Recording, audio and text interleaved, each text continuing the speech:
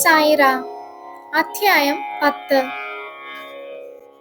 സായിബാബയുടെ ജീവിത രീതിയും ഉറങ്ങുന്ന പലകയും ശ്രദ്ധയിലെ താമസവും ബാബയുടെ ഉപദേശങ്ങളും ബാബയുടെ എളിയ ഭാവം എളുപ്പവഴി. സായിബാബയെ പ്രേമത്തോടുകൂടി ഓർമ്മിക്കുക. ബാബ നന്മ ചെയ്യാനായി സദാ ആത്മബോധത്തോടുകൂടി നിലകൊള്ളുകയാണ്. ബാബയുടെ ഓർമ്മ ജനന മരണങ്ങളെ പരിഹരിക്കുന്നതാണ്. ഇത് ചിലവില്ലാതെ സുഗമമായ സാധനയാണ്. ചെറിയ അധ്വാനം വലിയ ഫലം തരുന്നു. സ്വബുദ്ധി നിലനിൽക്കുന്നതുവരെ ഓരോ മിനിറ്റിലും നാം ഈ സാധന ചെയ്യേണ്ടതാണ്. മറ്റ് ദേവന്മാർ നമുക്ക് കാണാൻ പറ്റാത്തവരാണ്. ഗുരു മാത്രമാണ് ഒരേ ഒരു ദൈവം. സദ്ഗുരു പാതാരബന്ധത്തെ സ്മരിച്ചാൽ ബാബ നമ്മെ നന്മയിലേക്ക് നയിക്കും. വേണ്ട പോലെ ഉപചരിച്ചാൽ നാം സംസാര ദുഃഖത്തിൽ നിന്ന് രക്ഷപ്പെടും. ന്യായ മീമാംസാദികളൊന്നും പഠിക്കേണ്ടതില്ല. ബാബ അമരത്തിലിരിക്കുമ്പോൾ ദുഃഖത്തിന്റെയും വേദനയുടെയും നദികൾ കടലുകളും എളുപ്പം മുറിച്ചു കടക്കാൻ കഴിയും. കടത്തുകാരനെ പുഴയും കടലും കടക്കാൻ വിശ്വസിക്കുന്നത് പോലെ സംസാര സാഗരം കടക്കുന്നതിൽ സദ്ഗുരുവെ വിശ്വസിച്ചാൽ മതി. സദ്ഗുരു ഭക്തന്റെ ഭക്തിയെ മാത്രം ശ്രദ്ധിച്ച് ജ്ഞാനവും ആനന്ദവും പ്രദാനം ചെയ്യുന്നു. ബാബയുടെ ശയന സാമഗ്രികൾ. എവിടെ എങ്ങനെ ബാബ ഉറങ്ങിയിരുന്നു എന്ന് നമുക്ക് നോക്കാം. നാനാ സാഹിബ് ടോങ്ലെ 4 മുഴം നീളവും 1 മുഴം വീതിയുമുള്ള ഒരു മരപ്പലക ബാബയ്ക്ക് ഉറങ്ങാൻ കിടക്കാനായി കൊണ്ടുവന്നു. അത് നിലത്ത് വെച്ച് ഉറങ്ങുന്നതിന് പകരം ബാബ അത് പഴയ തുണിക്കഷ്ണങ്ങളെ കൊണ്ട് കെട്ടിത്തൂക്കി അതിന്മേൽ ഉറങ്ങാൻ തുടങ്ങി. തുണിക്കഷ്ണങ്ങൾ അത്രമാത്രം ബലഹീനവും പഴയതുമായതിനാൽ പലക തന്നെ എങ്ങനെ താങ്ങുമെന്ന തരത്തിലായിരുന്നു. അതിന്മേലാണ് ബാബയുടെ കിടപ്പ്. ബാബയുടെ ലീല എന്നേ പറയാവൂ. പലകയും ബാബയും എല്ലാം ഒരു തകരാറും കൂടാതെ ആ തുണിക്കഷ്ണത്തിന്മേൽ വീഴാതെ നിന്നു. പോരെങ്കിൽ ആ പലകയുടെ 4 മൂലയിലും ബാബ മൺവിളക്ക് കത്തിച്ചു വെക്കും. അത് രാത്രി മുഴുവൻ കത്തിക്കൊണ്ടിരിക്കും. ബാബ ആ പലകയിൽ ഇരിക്കുന്നതും കിടക്കുന്നതും ഒരു അതിശയകരമായ കാഴ്ച തന്നെയായിരുന്നു. പലരും ജിജ്ഞാസുക്കളായി ബാബ കയറുന്നതും ഇറങ്ങുന്നതും സൂക്ഷിച്ചു നോക്കാൻ മസ്ജിദിൽ വന്നുകൂടി. പക്ഷെ ആർക്കും ബാബ കയറുന്നതോ ഇറങ്ങുന്നതോ കാണാൻ കഴിയില്ല. തിരക്ക് വർദ്ധിച്ചു വരുന്നത് കണ്ടപ്പോൾ ഒരു ദിവസം ബാബ പലക വലിച്ചെടുത്ത് തല്ലിപ്പൊളിച്ച് വലിച്ചെറിഞ്ഞു. ബാബയ്ക്ക് അഷ്ടസിദ്ധികളും ഉണ്ടായിരുന്നു. അവ ബാബ ഒരിക്കലും പ്രവർത്തിപ്പിച്ചിരുന്നില്ല. ബാബയുടെ പൂർണ്ണത കൊണ്ട് അവ താനെ വന്നുകൊണ്ടിരുന്നു. സഗുണ ബ്രഹ്മം. ബാബ 3.5 മുഴം ശരീരത്തിലുള്ള, അതായത് ഉയരമുള്ള ഒരു സാധാരണ മനുഷ്യനെ പോലെ കാഴ്ചയിൽ തോന്നുമെങ്കിലും സായിബാബ എല്ലാവരുടെയും ഹൃദയത്തിൽ കുടികൊണ്ട് ആന്തരികമായി നിസ്സംഗനും നിർമ്മയനുമായി ഇരുന്നെങ്കിലും പുറമേക്ക് എല്ലാവരുടെയും ക്ഷേമത്തെ ശ്രദ്ധിച്ചിരുന്നു. ആന്തരികമായി ബ്രഹ്മസ്വരൂപമായി ഇരുന്നെങ്കിലും പുറമേക്ക് മുൻകോപിയും ചുണ്ടിക്കാരനുമായി പെരുമാറി. ആന്തരികമായി അദ്വൈത ഭാവമായിരുന്നെങ്കിലും പുറമേക്ക് ലൗകികത്തിൽപ്പെട്ട പോലെ പെരുമാറി. ചിലപ്പോൾ എല്ലാവരോടും പ്രേമത്തിൽ പെരുമാറും. മറ്റവസരങ്ങളിൽ അവരെ കല്ലെറിയും. ചിലപ്പോൾ ചീത്ത പറയും. മറ്റവസരങ്ങളിൽ കെട്ടിപ്പിടിച്ച് ശാന്തമായി പെരുമാറും. എപ്പോഴും ബ്രഹ്മത്തിൽ ലയിച്ച് ഭക്തന്മാരുടെ കാര്യത്തിൽ ജാഗരൂകനായി ഇരിക്കും. ഒരേ ആസനത്തിൽ ഇരിക്കലല്ലാതെ യാത്ര പോവൽ പതിവില്ല. കയ്യിൽ എല്ലായ്പ്പോഴും ഒരു ദണ്ടുണ്ടായിരിക്കും. ധനത്തിനും ഖ്യാതിക്കും ശ്രദ്ധിക്കാതെ ഭിക്ഷ യാചിക്കുമായിരുന്നു. അല്ലാ മാലിക് എന്ന് എപ്പോഴും പറയും. ഭക്തന്മാരോട് പൂർണ്ണവും അവിച്ഛിന്നവുമായ പ്രേമമാണ്.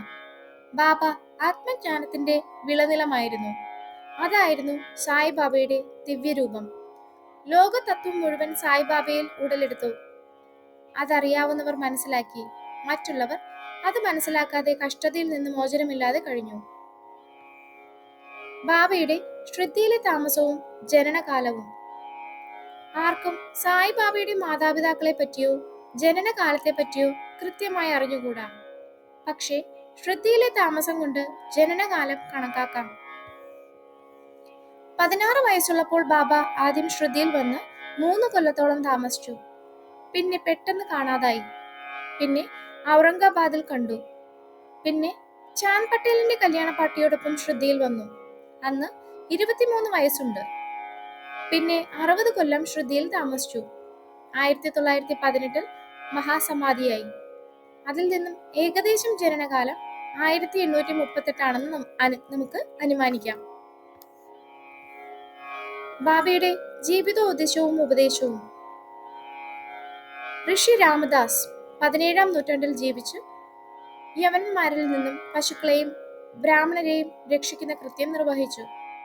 പിന്നീട് 2 നൂറ്റാണ്ടിനുള്ളിൽ ഹിന്ദു മുസ്ലിം വിരോധം വർദ്ധിച്ചു വന്നു. അത് തീർക്കാനാണ് സായിബാബ വന്നത്. ബാബ സദാ പറയും, രാമനും റഹീമും ഒന്നു തന്നെയാണ്. അവർ തമ്മിൽ ലേശം പോലും വ്യത്യാസമില്ല. പിന്നെ എന്തിനാണ് അവരുടെ ഭക്തന്മാർ പിണങ്ങി മത്സരിക്കുന്നത്? നിങ്ങൾ വിവരമില്ലാതെ പ്രവർത്തിക്കരുത് കുട്ടികളെ. കൈകോർത്തു പിടിച്ച് 2 സമുദായങ്ങളും മൈത്രിയിൽ പ്രവർത്തിച്ചാൽ ദേശീയ ഐക്യം സാധ്യമാവും. മത്സരിക്കുന്നതും വാദിക്കുന്നതും നല്ലതല്ല. അതുകൊണ്ട് വാദിക്കാനോ മറ്റുള്ളവരെ ഇടിച്ചു താഴ്ത്താനോ നിൽക്കരുത്. നിങ്ങളുടെ താല്പര്യത്തിലും നേട്ടത്തിലും ശ്രദ്ധിക്കുക. ഭഗവാൻ നിങ്ങളെ രക്ഷിക്കും. യോഗം, യാഗം, തപം, ജ്ഞാനം ഇവയാണ് ദൈവീകത്വം ലഭിക്കാനുള്ള മാർഗങ്ങൾ. ഇതിൽ നിങ്ങൾ വിജയിക്കുന്നില്ലെങ്കിൽ നിങ്ങളുടെ അധ്വാനം വെറുതെയാണ്. ആരെങ്കിലും നിങ്ങൾക്ക് അഹിതം പ്രവർത്തിച്ചാൽ പക വീട്ടാൻ ഒരുങ്ങരുത്. എന്തെങ്കിലും ചെയ്യണമെന്നുണ്ടെങ്കിൽ മറ്റുള്ളവർക്ക് നന്മ മാത്രം ചെയ്യുവിൻ. ഇതാണ് ബാബയുടെ ഉപദേശം. ഇത് ഭൗതികമായും ആധ്യാത്മികമായും നല്ലതാണ്. സായിബാബ സദ്ഗുരു. പല ഗുരുക്കന്മാരുണ്ട്. ചിലർ വീണയും ചെണ്ടയും എല്ലാമായി വീടുതോറും കയറിയിറങ്ങും. അവർ മന്ത്രങ്ങൾ ഉപദേശിച്ചും ദൈവത്വം നടിച്ചും പണം കൈക്കലാക്കും. അവർ ഭക്തിയും മതതത്വങ്ങളും പഠിപ്പിക്കുമെങ്കിലും അവർക്ക് തന്നെ അതിനെപ്പറ്റി വലിയ ജ്ഞാനമുണ്ടായിരിക്കില്ല. അവർ ഭക്തഹീനന്മാരായും മതവിരുദ്ധരായും പെരുമാറുകയും ചെയ്യും. സായിബാബ ഒരിക്കലും കഴിവ് പ്രദർശിപ്പിച്ചിരുന്നില്ല. ദേഹചിന്ത ബാബയ്ക്കില്ലായിരുന്നു. ശിഷ്യരെ വളരെ പ്രേമമായിരുന്നു. 2 തരം ഗുരുക്കന്മാരാണ്. ഒന്ന് നിയത്, അതായത് നിശ്ചയിക്കപ്പെട്ടവർ. 2 അനിയത്, അതായത് യദൃച്ഛയാ വരുന്നവർ. ഈ രണ്ടാമത് പറഞ്ഞവർ നമ്മിൽ സൽഗുണം വളർത്തി ഹൃദയശുദ്ധി വരുത്തി മുക്തി മാർഗത്തിലേക്ക് നമ്മെ നയിക്കുന്നു. ആദ്യ വിഭാഗത്തിൽപ്പെട്ടവർ നമ്മുടെ ദ്വന്ദ്വഭാവം കളഞ്ഞ് ഈശ്വരൈക്യം വളർത്തി തത്വമസി എന്ന ഭാവം ഉണ്ടാക്കി തരുന്നു. മറ്റു പല ഗുരുക്കളും പല ലൗകിക കാര്യങ്ങളും പഠിപ്പിച്ചു തരുന്നു. ആരാണ് ആത്മജ്ഞാനം തന്ന് സംസാരസാഗരം കടത്തിവിടുന്നത് അവരാണ് സദ്ഗുരു. സായിബാബ അത്തരം ഒരു സദ്ഗുരുവായിരുന്നു. ബാബയുടെ മഹാത്മ്യം അവർണ്ണനീയമാണ്. ആരെങ്കിലും ദർശനത്തിന് പോയാൽ ചോദിക്കാതെ തന്നെ അയാളുടെ ഭൂതം, ഭാവി, വർത്തമാന കാലങ്ങളിലെ കാര്യങ്ങളെല്ലാം പറയും. ബാബ എല്ലാ ജീവജാലങ്ങളിലും ദൈവത്വം ദർശിച്ചു. മിത്രവും ശത്രുവും ബാബയ്ക്ക് ഒരുപോലെയായിരുന്നു. ബാബ സന്ദേഹരഹിതനായിരുന്നു. ബാബയ്ക്ക് ദേഹത്തിലോ ഗൃഹത്തിലോ താല്പര്യമില്ലായിരുന്നു. ബാബ ഇതേ ജന്മത്തിൽ തന്നെ ജീവൻ മുക്തനായിരുന്നു. ബാബയെ ദൈവതുല്യം ആരാധിച്ച ശ്രദ്ധയിലുള്ളവർ അനുഗ്രഹീതരാണ്. ഭക്ഷിക്കുമ്പോഴും പാനം ചെയ്യുമ്പോഴും പ്രവൃത്തിയെടുക്കുമ്പോഴും അവർ സായിയെ ഓർമ്മിച്ച് ബാബയുടെ അവദാനങ്ങൾ പാടി. അവർ അക്ഷരജ്ഞാനമില്ലാത്തവരെങ്കിലും അവരുടെ പരിശുദ്ധ പ്രേമം പ്രചോദനം നൽകിയാണ് അവർ ഈ ഗാനങ്ങൾ രചിച്ചത്. അവരുടെ പാട്ടുകൾ കവിത നിറഞ്ഞവയായിരുന്നു.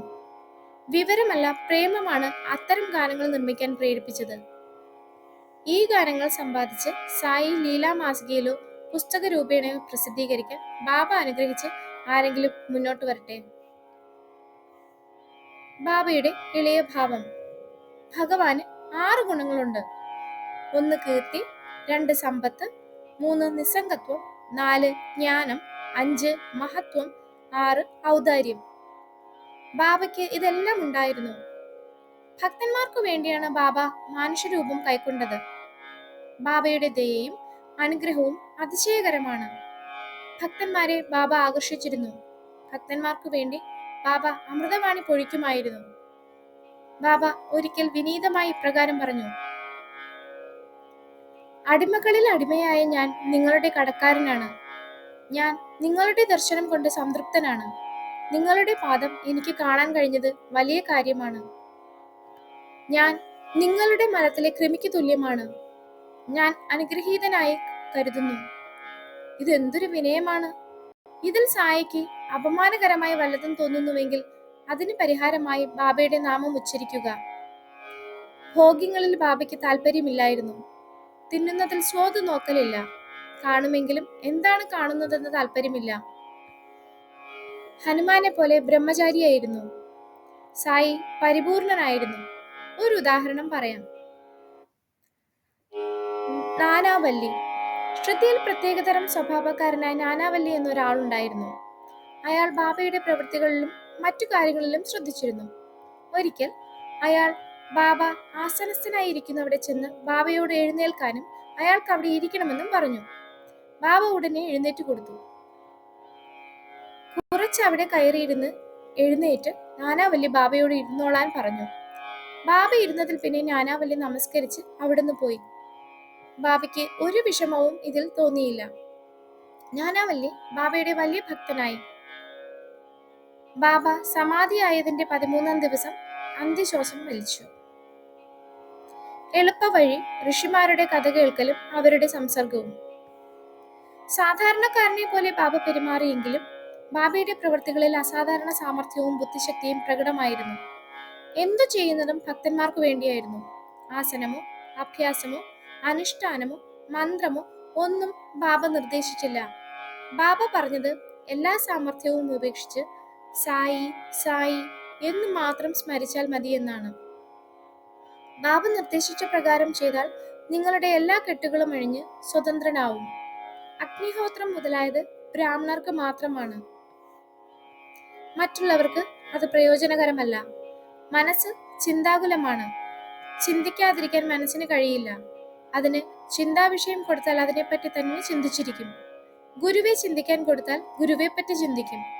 നിങ്ങൾ ശ്രദ്ധാപൂർവം സായിയുടെ മഹത്വം കേട്ട് ഋഷിമാരുടെ കഥ കേൾക്കൽ മറ്റു സാധനങ്ങൾ പോലെ പ്രയാസമല്ലല്ലോ. അവ സംസാര ദുഃഖമകറ്റി ആധ്യാത്മികത്വത്തിലേക്ക് നയിക്കുന്നു. അതിനാൽ ആ കഥകൾ ശ്രദ്ധിച്ച് സ്മരിച്ച് ധ്യാനിക്കുവിൻ. ഇത് ബ്രാഹ്മണനും താണജാതിക്കാരനും പുരുഷനും സ്ത്രീക്കും എല്ലാം കഴിയുന്നതാണ്. നിങ്ങൾ മറ്റു പ്രവൃത്തികളിൽ വ്യാപൃതരാണെങ്കിലും സായിയെ ഓർത്തുകൊണ്ടിരുന്നാൽ രക്ഷപ്പെട്ടു.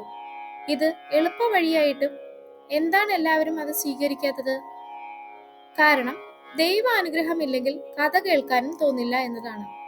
ദൈവാനുഗ്രഹം കൊണ്ട് എല്ലാം സുഗമവും സുസാധ്യവും ആകുന്നു. ഋഷിമാരുടെ കഥാശ്രവണം ഒരു തരത്തിൽ അവരുടെ സംസർഗമാണ്. ഋഷിമാരുടെ സമ്പർക്കം വളരെ പ്രധാനപ്പെട്ടതാണ്. അത് നിസ്സംഗത്വവും വളർത്തി മോക്ഷത്തിലേക്ക് നയിക്കുന്നു. നാമോച്ചാരണം മുതലായ സാധനങ്ങളിലില്ലെങ്കിലും ഋഷിമാരിൽ അഭയം പ്രാപിച്ചാൽ അവർ നിങ്ങളെ നയിച്ചുകൊള്ളും. അതിനാണ് ഋഷിമാർ പ്രത്യക്ഷപ്പെടുന്നത്. ഗംഗ, ഗോദാവരി, കാവേരി മുതലായ പുണ്യനദികൾ മറ്റുള്ളവരുടെ കളങ്കം കളഞ്ഞ് പരിശുദ്ധമാക്കുമ്പോൾ ഋഷിമാരുടെ പാദസ്പർശമേറ്റ് പരിശുദ്ധമാവാൻ ആഗ്രഹിക്കുകയാണ്. അതാണ് ഋഷിമാരുടെ മഹത്വം. ചിരകാല പുണ്യം കൊണ്ടാണ് നമുക്ക് സായിബാബയെ കിട്ടിയത്. സായിയുടെ ആകൃതിയെ ധ്യാനിച്ച് ഈ അധ്യായം അവസാനിപ്പിക്കുക.